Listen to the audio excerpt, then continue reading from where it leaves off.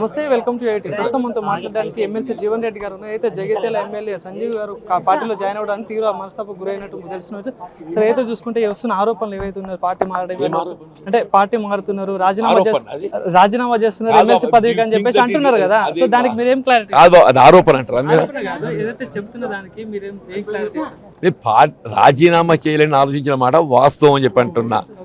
ఇవాళ ఏదైతుందో రాష్ట్రంలో ఏదైతే ఈ పార్టీ ఫిరాయింపులు జరుగుతున్నాయో, ఇలా వాస్తవంగా అఖిల భారత కాంగ్రెస్ పార్టీ ఈ పార్టీ ఫిరాయింపుల చట్టం మరింత పటిష్టంగా ఉండాలి. చట్టసభకి ఎంపికైనటువంటి ప్రజాప్రతినిధి ఎవరే కానివ్వని గాక వారి కాల పరిమితి ముగిసేంత వరకు ఏదైతుందో అదే పార్టీలో కొనసాగబడే విధంగా చట్టంలో మార్పు తీసుకురావాలి.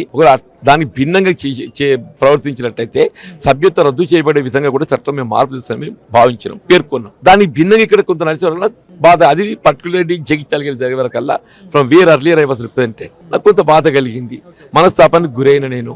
దానికి ఏదైతుందో కొంత ఆ మనస్తాపంతో ఏదైతున్నదో ఇవాళ నాకు జరిగిన గౌరవాన్ని భంగం వాటిని చెప్పి నేను భావిస్తున్నానో దాన్ని నిలబెట్టుకోవడానికి వరకు నేను శాసనమండలి సభ్యులు రాజీనామా చేయాలని చెప్పి భావిస్తున్నా.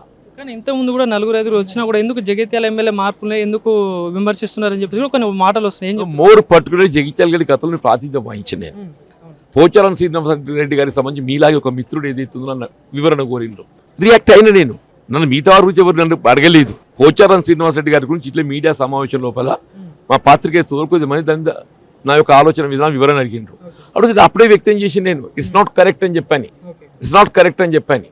సో ఏదైతే పట్టభద్రులు మిమ్మల్ని గెలిపించారు సార్, ఏదైతే చూసుకుంటే ఇప్పుడు మీరు వచ్చిన ఆరోపణలు వాళ్ళకి ఏం చెప్పదలుచుకున్నారు? మిమ్మల్ని గెలిపించిన అంటే ఏదైతే ఆరోపణ మీరు చెప్పారు, ఏదైతే మిమ్మల్ని గెలిపించిన పట్టభద్రులు ఎమ్మెల్సీ ఎవరైతే ఉన్నారో వాళ్ళకి ఏం చెప్పదలుచుకున్నారు? వారి యొక్క సమస్యలు ఏవి ఉన్నా కానీ in whatever position I'm వాళ్ళ సమస్యల పరిష్కారానికి ఎంతవరకు నిలబడతా అండగా నిలబడతా.